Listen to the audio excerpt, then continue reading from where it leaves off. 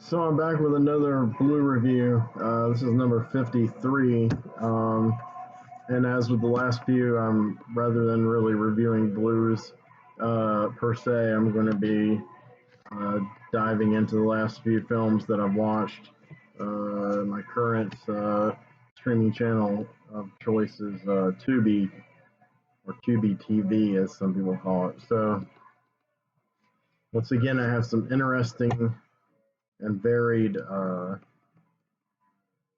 titles to discuss. So, all right, been kind of looking forward to this because these are all kind of interesting in their own way.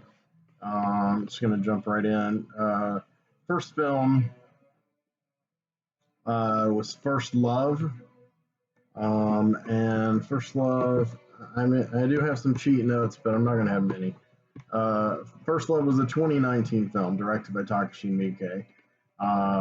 And I've talked about him on this channel before. I reviewed Audition.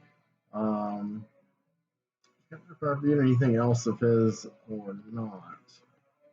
But I'm a fan of quite a number of his works. This is about the 25th movie of his I've seen. He's incredibly prolific.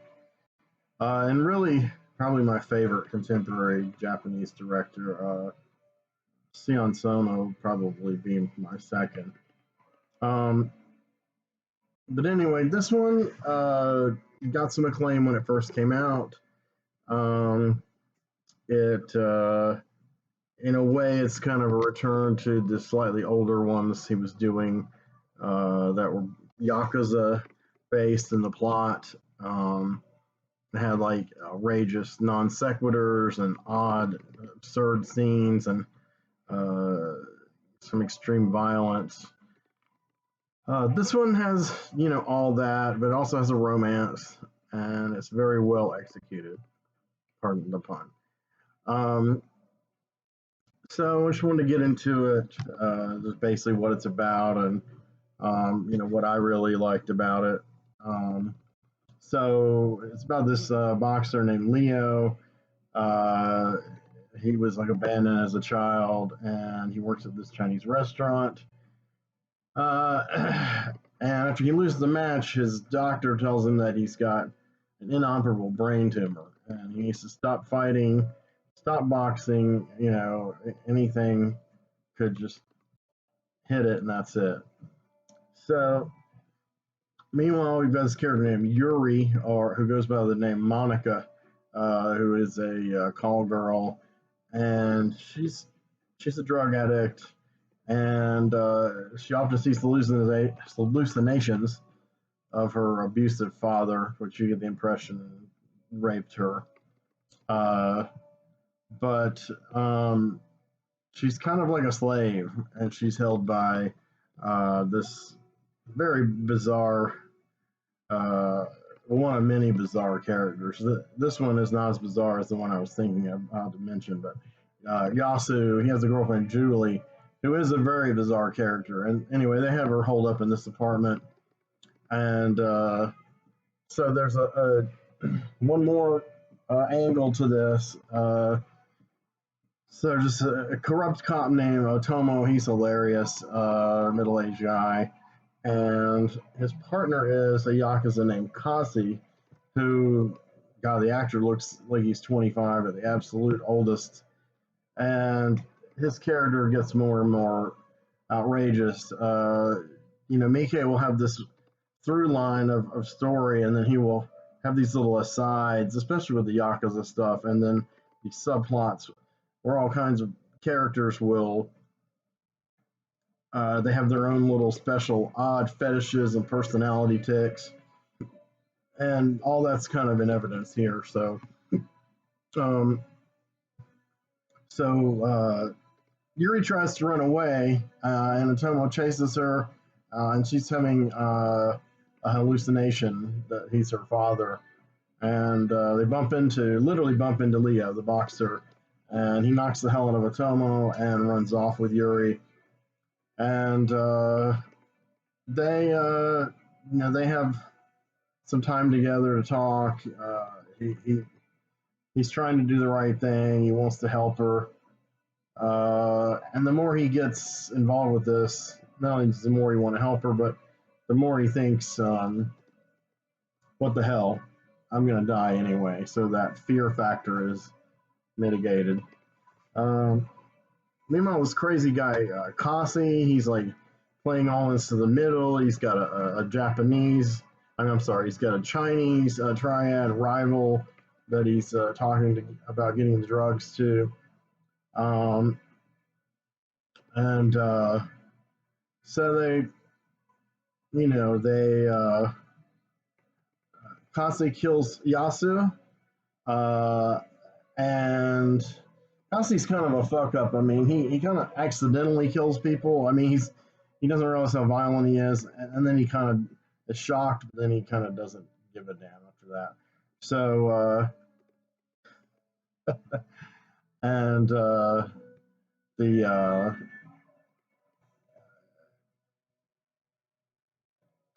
Kasi gets her abducted by this Chinese triad guy, and she goes crazy and kills him, and she becomes like a wild.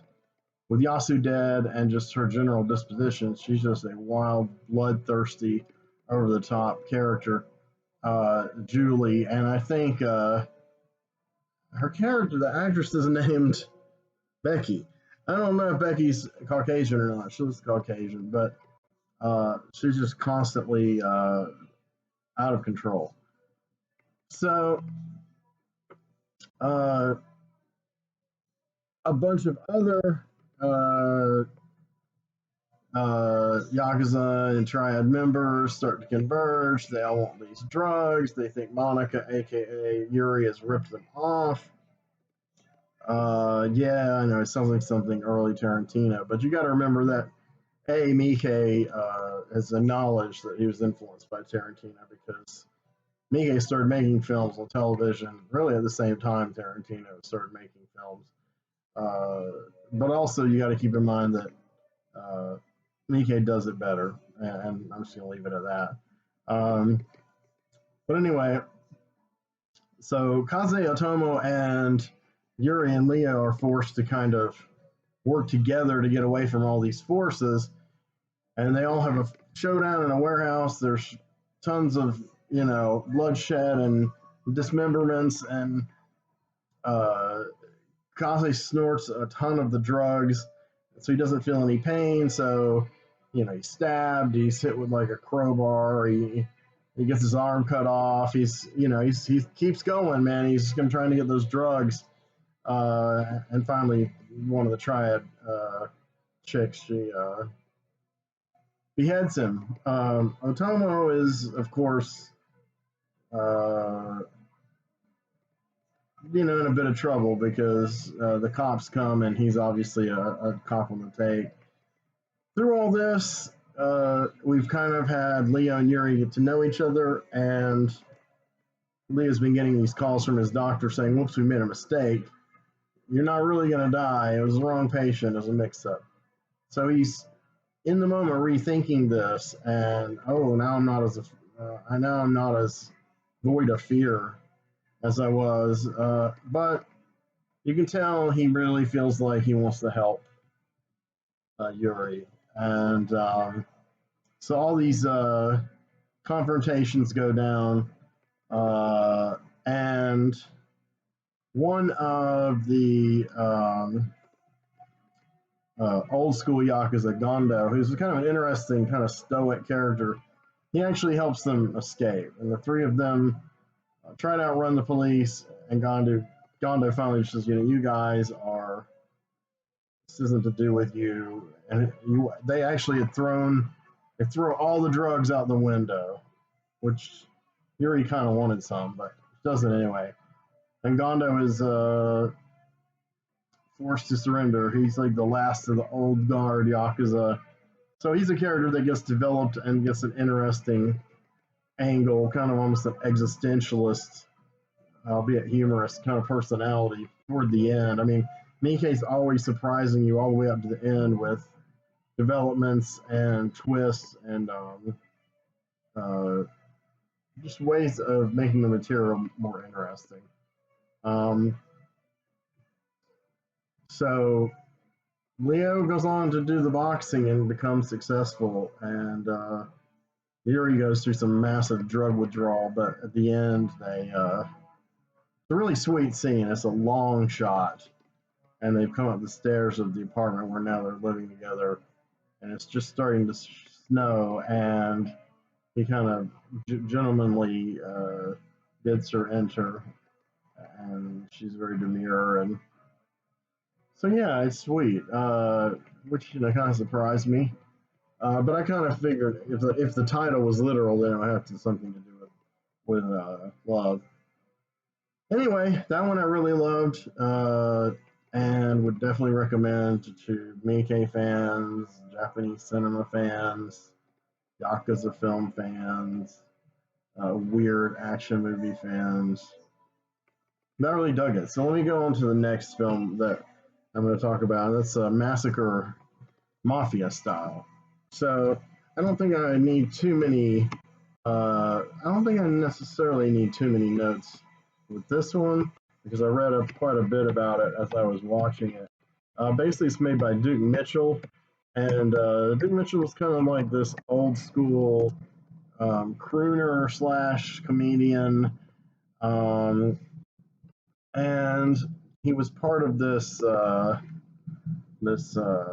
duo with this guy named Sammy Petrillo, and basically was they were riffing on Dean Martin and Jerry Lewis. At the same time, Martin and Lewis were famous, and Dean Martin even tried to sue them and failed. And they're mainly known for being together and acting goofy in Bela Lugosi meets a Brooklyn gorilla. So, um, so a lot of people have been, surprised that Duke Mitchell, like 20 years after this, emerged in this totally new milieu. Some people are still puzzled by it, but I have to point out that Duke Mitchell didn't direct Brooklyn Gorilla. He didn't write it. Whereas this movie, along with his other unfinished movie, which is now finished, unfinished as of the time of his death, Gone with the Pope. These movies are complete independent productions. He took his money from his crooning and comedy gigs or whatever in Vegas and these parties he would have. And, Cassavetes like, he went ahead and funded these. He produced, scripted, uh, starred in, wrote, probably edited, who knows what else. I don't know if he shot him. I don't guess he shot him because he's in every scene, just about. But Massacre Mafia style it's incredible. It's not what I was expecting exactly. I mean, it kind of is, and it kind of wasn't. It wasn't. First of all, I wasn't expecting to enjoy it so much. It's made right square. In the '70s, 1974. A golden age of cinema, of mainstream and exploitation cinema. This would definitely fall into the exploitation cinema. Uh, this would almost be like if there were a category, it'd be a mafia exploitation film, because it riffs on and even references and even kind of in a way makes fun of The Godfather. And I'll be honest, I like it better than The Godfather. Heresy, heresy here. I like Black Caesar better than The Godfather too. Um, it's very bloody. There's tons of nudity. There's like a subplot where he's going to produce porn movies.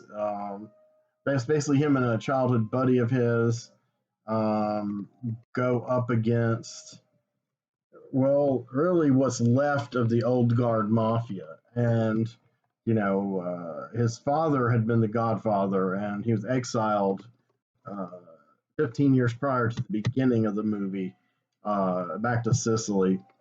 And Mimi, the son, uh, Duke Mitchell, he stayed there with him for a while, got married, had a kid. The kid is still young, and the Godfather raises the kid while Mimi goes to America to give it another whack, to try to have the empire, I guess, that his father had.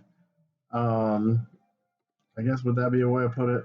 Um, but he's just going to muscle in with him and his buddy and just basically just kill everybody that gets in his way. The catchphrase to this is "You're either in or you're in the way." Um, a lot of people are in the way and they're wiped out. Um, yeah, now Mitchell in real life was born Dominic Michelli, and he says about his father, the guy came over on the character, he came over on the boat, which is a riff on the Vito Corleone coming over on the boat in Godfather Part 2, and real life incidences, obviously. And he says they changed his name to Dominic Mitchell. They couldn't pronounce his name. So, yeah, he kind of is like, I don't know, Dominic Michelli Jr., but Mimi, that's what they call him. But they call each successive generation Mimi and each other. I mean, it's kind of their own Mimis. But anyway, Mimi Michelli, our main guy, um, he's determined. He wants to take over the black pimps trade and some of the racketeering. And the thing is, sprinkled throughout this movie are these kind of, I don't want to say lengthy, but these uh, well paid, leisurely paced scenes that kind of bring the movie, kind of ground it, like what it's really about. What's Dick Mitchell really trying to accomplish with this story? Now, obviously, a lot of it is based on his real life experiences and also things he saw in Hollywood, things he saw in Italy. Um, and he will kind of, on occasion, lapse into these philosophical uh, diatribes. Like this is how it is, and his delivery's great. He does it in one take. Camera's on him the whole time, and he's just kind of throwing out these pearls of wisdom and also weary cynicism about life, about life of crime. Um, he's like this strange philosopher, um, and I feel like those moments were really in a way what make the movie really special. Was those moments of characterization where he just really naturalistically inhabits this character, which comes naturally to him probably. Along the way, there's like tons of extremely bloody murders. Like I said, there's lots of sex, and it's very much a '70s exploitation movie. It's kind of shot on maybe 16 millimeter. It doesn't look like 35. It could be, but vibrant colors and not the world's greatest film stock. Um, but that all just adds to the incredible charm and allure. It's briskly edited. It's kind of America's America's answer to the Polizio Tesci movies in Italy, which were so good. And of course, those were organized crime and mafia related at times, set in Italy, the birthplace of the mafia. This is like the American mafia, but told in the style, the more of the fast paced, graphic, exploitative style of the Italian film. So, in that sense, for an American mob or crime movie, I don't want to say it's unique. I'm sure there's others like it, but for that time period, I mean, he made it a year after The Godfather hit.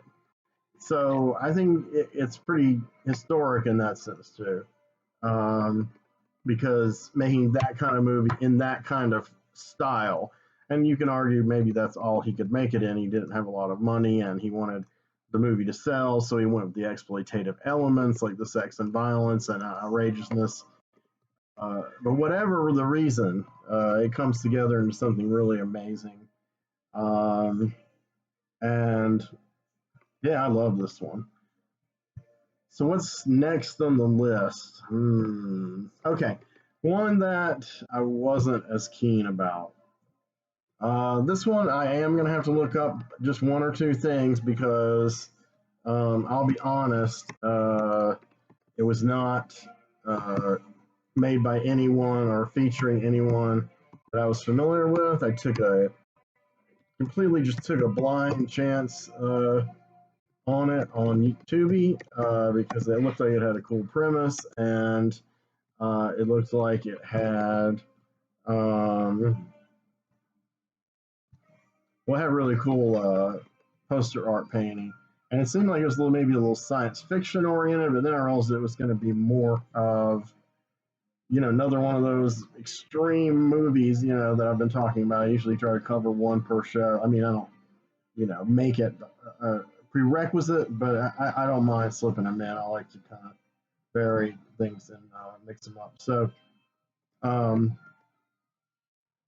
in this case, it's a Russian movie. Uh, well, it says Poland here actually on the in-depth details of IMDb. The original title was Janis Spliu.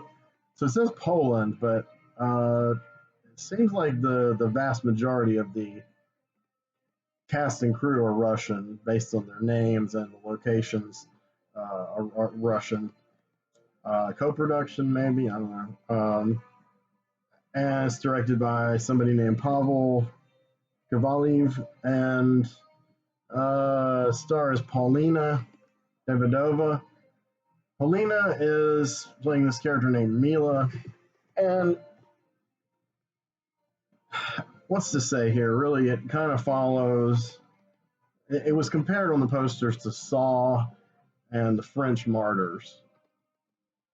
The Saw part I get. Martyrs, that's a stretch, really, but maybe just because it was foreign, it had some violence and torture. Yeah, it does have some torture porn elements, but sometimes it's pretty graphic, but a lot of times it holds back. There's a lot of little plot holes that kind of lessen the impact of it. Basically, this woman Mila, 20s, early 20s, she's inexplicably kidnapped, and she wakes up in this room. Of course, like in Saw, she can't get out. There's just like a chair, and this weird guy in this black militaristic looking outfit with a hood on comes in and periodically tortures her. I mean, it's not torture like, probably what you're thinking of from an Unearthed movie. I mean, he doesn't like, slice her finger off, with a serrated blade, and just leave it there to bleed. But, it's basically like psychological torture. But there's still a lot of weirdness. Like, she's in there for several days, has the same clothes, doesn't ask for a change of clothes that we know of. They at one point they show a bucket, for excrement, but then they take the bucket out of the place, and they never put it back. And I don't know what she does to relieve herself. She doesn't eat very much. I think they give her one meal. The objective is, you see, basically people in charge of this, and this is one of the few interesting things about it to me, is it's something that people, I guess, on the dark web pay to watch. So there's cameras in her cell, and there are people live blogging, is the way to put it. They're doing a live stream, albeit moderated. The moderators are the people who were saying, these are our objectives. We're going to break her down this way, that way. And the people are just throwing in all kinds of comments from just curious to very perverted, like let's get hardcore, let's torture, let's kill her, to just goofy humor and lols. That part is kind of realistic, I guess, if these kind of sick people exist and there's these sites, and I don't really doubt there aren't. It's probably the way they interact. To them, this is normal. This is like, hey, buddy, we're live streaming a torture and snuff film. So the thing is, though, there's not a lot of torture. There's not a lot of violence. It's basically just starving her out, and the main thing is keeping her from sleeping. Hence the title "Sleepless Beauty." So they are bombarding her with loud,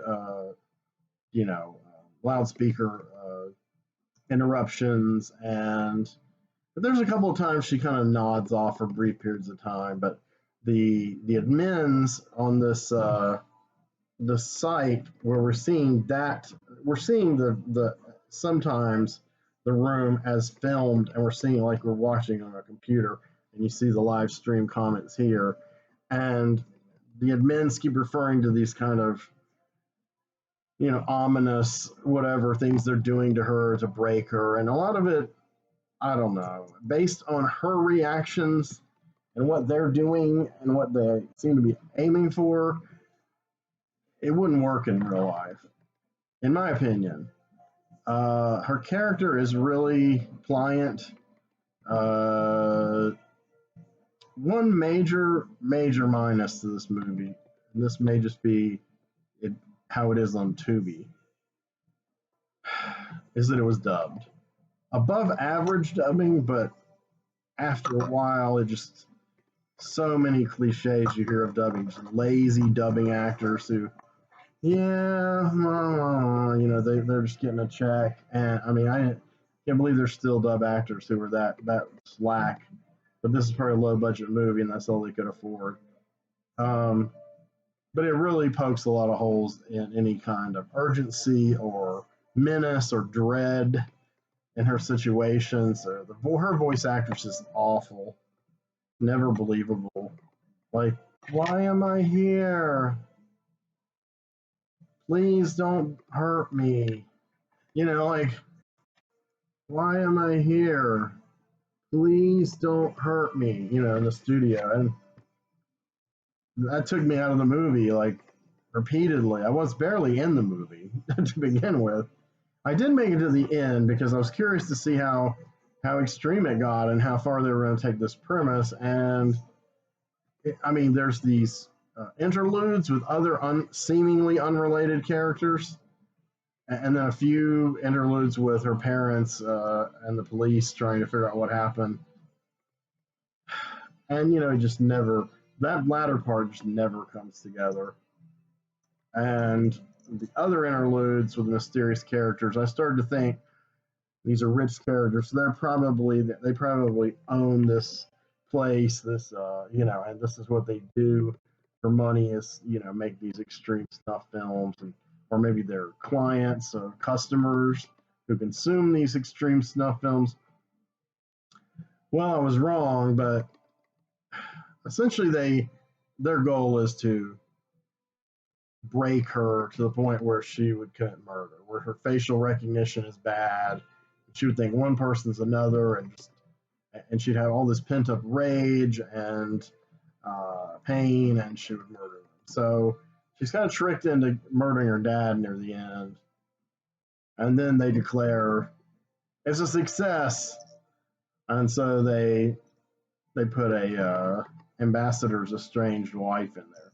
So it's got a political killings kind of thing. It has like some kind of mythology backstory behind it, but we're not really privy to really but scraps of it, and that's really at the very end. The seeds planted early on are planted very poorly. You kind of forget about these interlude scenes. You're just focused on what the heck are they going to do to this woman next, and they really, they do a lot like mentally to her, but physically they don't do much to her. And that's just reminded me of the Bunny Game, which is a very infamous and in the underground really well liked extreme film. But I watched it, and this guy like picks up this prostitute. That's a down and dirty movie. Drugs and squalor and humiliation, and she has to service these Johns, but this guy kidnaps her, and she doesn't know where she is, and he yells at her and slaps her, and he brands her back, and she gets away. So nothing, she's not even raped. There's no rape, there's no dismemberment, there's no evisceration. permanent injuries. I'm not saying these are things I want to have happen to the characters or I get off on. But what I'm saying is if you're going to put your movie out there as this is extreme, this is torture porn, and it's much milder than a Saw movie, uh, which can get extreme, then you failed on that level. And if it's not a well-made film, then you've doubly failed. Funny Game was horribly made. The black and white photography was interesting for a few minutes. Uh, Sleepless Beauty is pretty well made. You can tell some money went into it, but it's just like a lot of these mid-tier horror films that are being made by the dozens, if not the hundreds, in the last decade, all over the world. You know, it's a big market, and I'm sure most of these aren't hits. They just kind of revolve around and around, go through the streaming services and Redbox. And there's a sameness to quite a lot of them because I've seen quite a lot of them, and you're always we're often hoping that you'll come across something that's different, you know, and that'll distinguish itself. And more often than not, you don't. But you know, it's like the things I was talking about, found footage films. You know, I keep trying, but if I tried every one of those kind of movies, then that's all I would watch because there's hundreds of them on streaming services now. And on Amazon, the ones that are on there are, you know, kind of movies I'm talking about, but they don't really put the really extreme ones on there. So at least on Tubi, there's halfway a chance that, you know, I can watch one of these kind of films and it will have some extreme or strong or memorable element. Maybe even, you know, dare I say, some artistic merit to it, you know. So I'm enjoying exploring the recent horror kind of, I don't want to say underground, but it's definitely not Hollywood either. It's kind of middle, I don't know what you call it. I guess I need to find a definition for it. World. Um, anyway, so that's Sleepless Beauty. So I'm going to talk about the last film that I watched, and I watched this one yesterday. Finished it yesterday, and it's one I've been wanting to see for, gosh, 20 odd years since it was first announced to be filming. And that's Jim Van Bever's The Manson Family, originally called by him Charlie's Family, and that's still the on-screen title. The Manson Family, he had tons of problems with funding and with the cast, and the years were going by, and Blue Underground, you know, I'm not sure which part of the Underground, if it was the J. Douglas, Bill Lustig side or the David Gregory side, but they gave him some funding. They're credited as being producers, Blue Underground. David Gregory's also by himself credited as a producer. David Gregory did pretty much directed and conducted almost all of Blue Underground's supplementary interview features on their early DVDs and Blu-rays. And then he went on and he founded Severin. So this evolution from Anchor Bay to Blue Underground to Severin, if you follow that trail, that's pretty much that changed cult film forever. Because they Anchor Bay started unearthing and remastering these cult films in the mid 90s. And then DVD started, and then the internet took off. And so they rode the wave of the technology at the perfect time, and they made these movies that, in our youth, some of us had spent way too much time and money trying to track down, often disappointed with the results. And they made them accessible. You could, you know, walk into Media Play and get a Jess Franco movie for $12. You know, I mean, Media Play doesn't exist anymore, but I hope you get my point. The early and mid 2000s was a great time to be collecting this stuff. And I did. I worked at Borders then, and I got a discount on top of that, you know, the regular price, and built quite a DVD collection, which I'm selling now. If anyone, I still have a lot, so check me out on eBay, please. Henry Covert. So, yes, so I had kind of lost track over the years with the progress of Charlie's Family. but I knew that it was going to be super graphic, or the most graphic version, because Van Bever had done some really graphic shorts and music videos. But to me, he'll always be known as, for his first feature, uh, Deadbeat at Dawn, and I consider that a contemporary classic. Um, Very low budget film, but very well done, ingenious.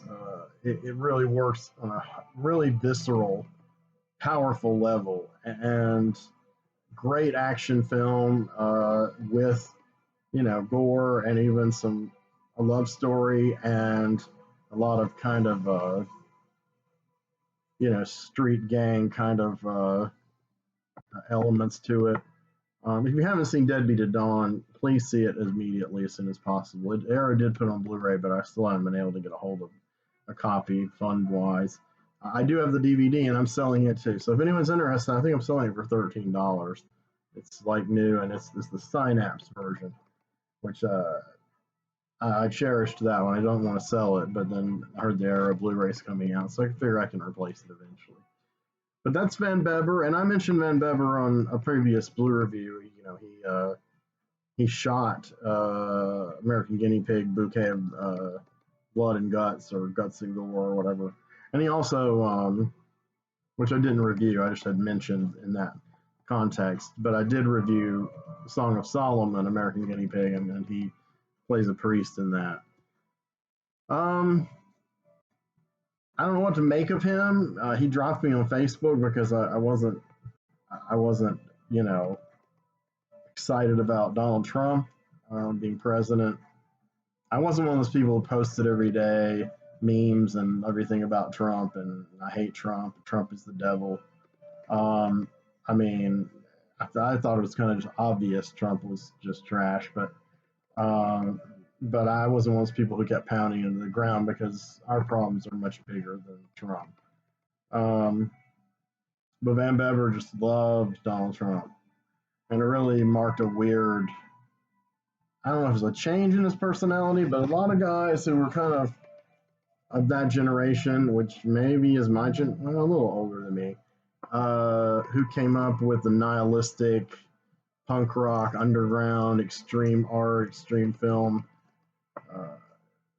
gravitated toward right wing. I mean, Charlotte's own Anti-Scene, who I've known members of Anti-Scene since 1985. They were formed in the early 80s, and the only surviving original member is Jeff Clayton. And he's cool. He's a nice guy, but I still think he's quite a bit to the right of me. And their late guitarist Joe, who was a great guy, talked to, nice guy, but he had some beliefs that I personally am against and really don't want to hear about generally. That always surprised me, right-wing punk rockers. It just seemed weird to me. But it's a thing, and it's the same thing with this. There's these elements of all the arts now that are right-wing. They are center-right neoliberals. The comic book industry's completely the mainstream comic industry is completely dominated by them, and they're all right-wing compared to me. And I don't have a problem. I have a problem with them, and they with me, so we avoid each other. And then there's like the real right wing, and you're starting to get into the Trump thing and all this stuff. This is all for another video, but just giving you some background on Jim Van Bever and my impression of him. And I think he's a talented guy, and I think this is his masterpiece. I don't know if I feel the personal fondness toward it that I do Deadbeat at Dawn, but it's extremely well made, and it's funny. I was starting to watch some of Quentin Tarantino's Death Proof this week. That's a hard film to get through. I gotta say, and it had that kind of look, the kind of maybe 16 millimeter, very saturated color kind of look. And I thought about, it was part of a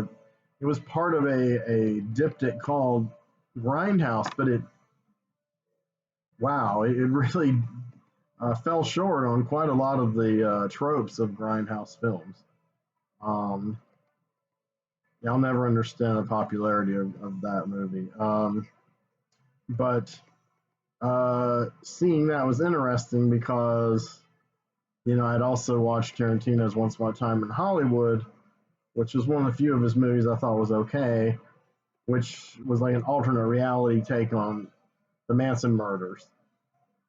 So all I've got to say is The Manson Family by Jim Van Bever is vastly better than Death Proof or Once Upon a Time in Hollywood mashed together, multiplied to the Googleplex. They're not even in the same universe. Manson Family is incredible, and to be honest, after it finally came out, I was frankly kind of shocked that Tarantino wanted to do a Manson film, because to me this is kind of the final word cinematically. And I get he wanted to do an alternate universe one, and Once Upon a Time in Hollywood has more of a. And I didn't get this so much at first. Maybe I was kind of slow on the draw there, but Once Upon a Time in Hollywood has kind of a right wing subtext to it. Like saying these old macho, Western stuntmen guys going to come in and annihilate these ridiculous hippies. Van Bever does not uh, deal with things that simplistically. First of all, he has no. I mean, he depicts the right wingers as the few that are shown in the movie as reprehensible and wrong, and the Manson family, a lot of their philosophy and the wisdom, I guess you could say, that Charlie comes up with is wisdom, was wisdom. It's just the context and the way they went about it was so horrible. And I read an interview with Jim not a few years ago, and he said, okay, I've got it out of my system. I'm no longer fascinated with Manson at all, and I don't think Manson should be idolized. I think what they did was horrible, and so I was like, I wonder how he's going to reconcile these different ideological takes on the material that have been in real life, in other fiction, true crime books, and then even he himself, I think, started out maybe more as an exploitation film, but it became something a lot more. And he introduced a subplot taking place in the modern day, I guess a framing device, which is like two stories, but they diverge at the end. And so in the end, it's saying a lot, but it's not beating you over the head with it. And I have Manson, a documentary from 1971, which is one of my favorite documentaries. A great movie. I've watched it many, many, many times. And that those little aphorisms and mantras that the family reels off are stuck in your head. They're lodged in pop culture forever. So of course they're almost all in Van Bever's film, and sometimes the actors really don't deliver them nearly as interesting or compellingly as the people who said them in the documentary. Sometimes they're just kind of imitating them, and sometimes they're they seem to really, this is what I believe.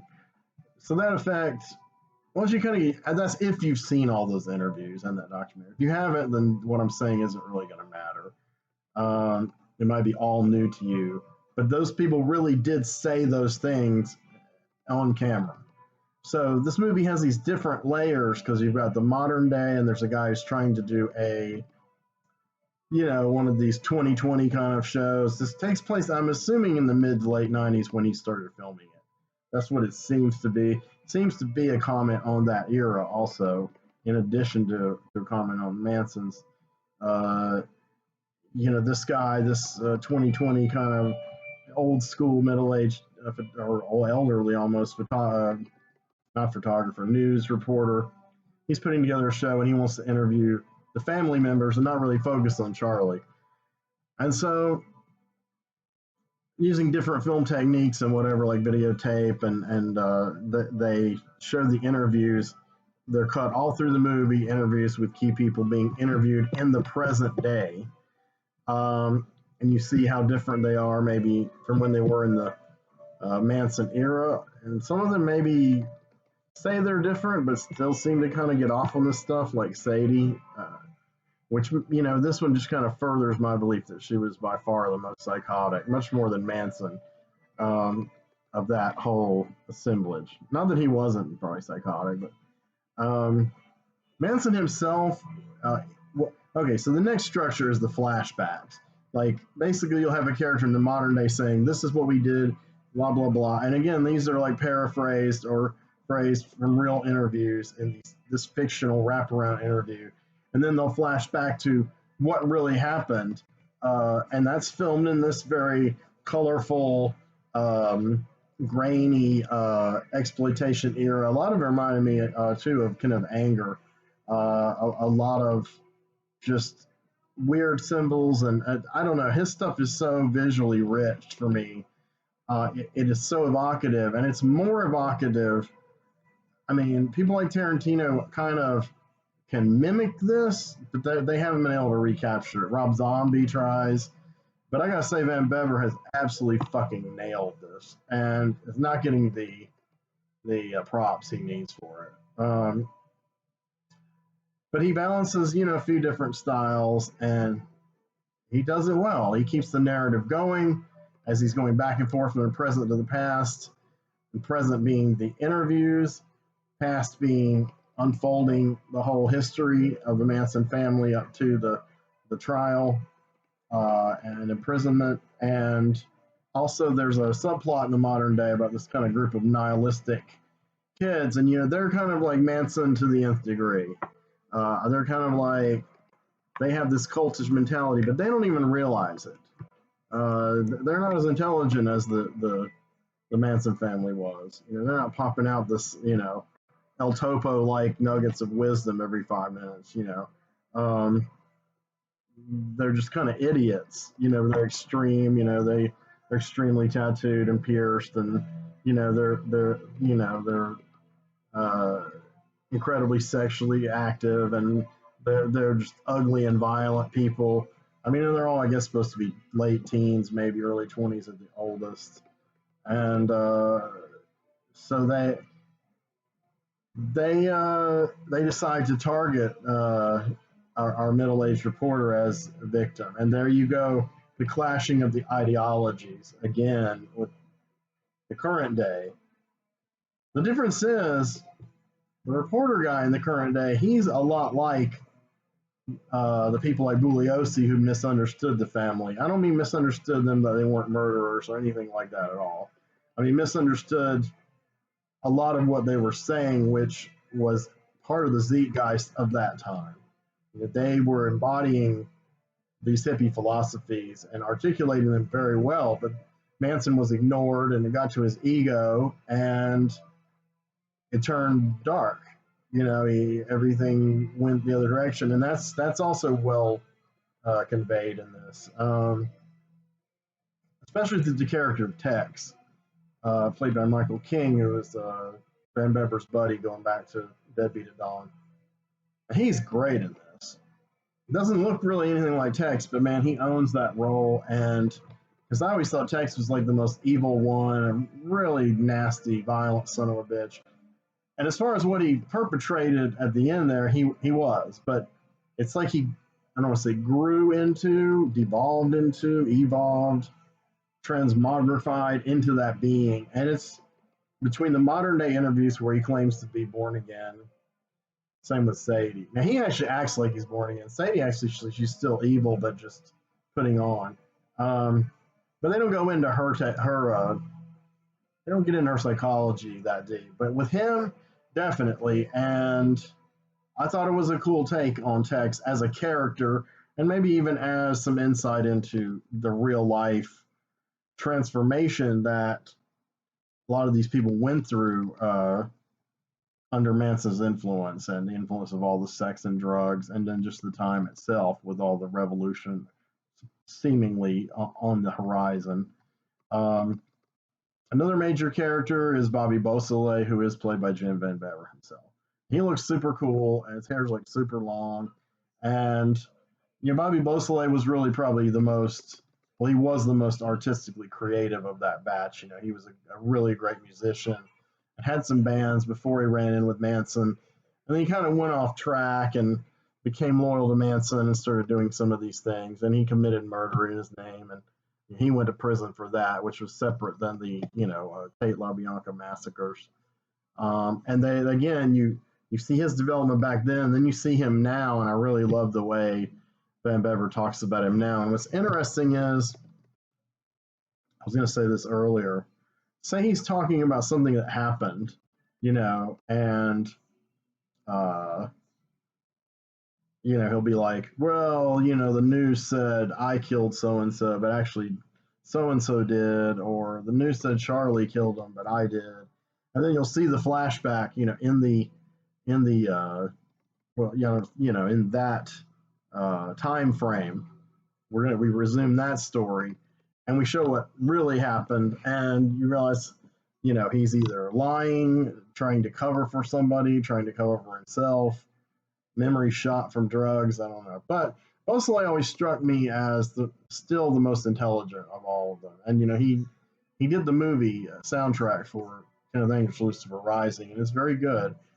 And I've read some interviews with him in recent years where he is a bit more introspective.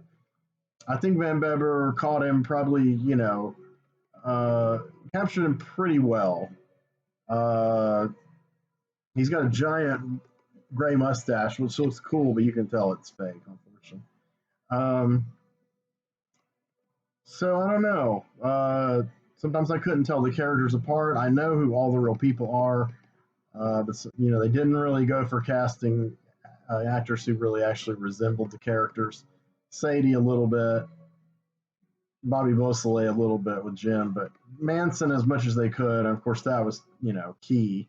They even cast a short guy to be Manson because Manson was like my height, and so I got mixed up sometimes, and I had to keep listening for names and then watching what people did. And I did like the modern interviews with the woman playing Patricia Krenwinkel, because she was fully rehabilitated. I've actually known people who became friends with her and were pen pals of her, and she should have been let out. And they show the killings at the time, and they show this combination of like going along with the ride, the craziness, and kind of probably the drug influence, but also these deep reservations and fear, probably fear of being killed by Tex. And we really also see how fucking violent Tex was. I mean, and also how tough Wojciech Frykowski, Roman Polanski's friend, was, because it took a lot to kill that guy.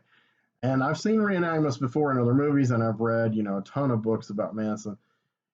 He gets all the details right, but man, he doesn't skimp on the blood. He doesn't glorify the violence. It's really heinous and powerful.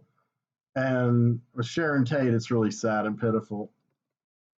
And I'm going to make one more mention of Once Upon a Time in Hollywood. Margot Robbie was just terrible in that movie. I mean, she shouldn't even have been billed above the title, but she's Margot Robbie, so she's huge, right?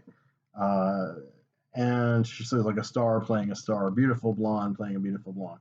I don't personally think Margot Robbie's beautiful whatsoever, or a very good actress, but she only had one scene in that film as Sharon Tate, kind of on her own.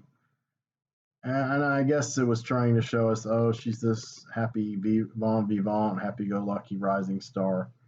And then the tragedy, but then the tragedy's averted.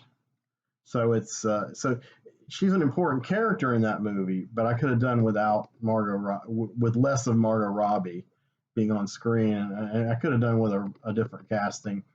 My point being is the actress, I don't know her name yet, who plays Sharon in this movie is a better actress, more attractive, looks way more like Sharon Tate, and just fits the material better. Again, the material, Tarantino's kind of almost playing it for laughs, and like a what if kind of scenario. And on those merits, it's entertaining.